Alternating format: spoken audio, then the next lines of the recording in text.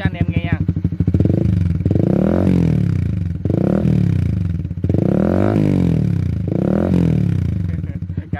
Cảm giác còn có backfire nữa nè. Đồ nổ quá lực luôn em, lực quá lực, nghe y như là trống đánh nha. Dạng như là nếu anh em mà không biết trong video mình quay mình nghe như thế nào, chứ mình ngồi mình nghe y như là 65 luôn anh em. Cái tiếng nổ lực như là 65 vậy đó, rất tuyệt vời luôn. Wow.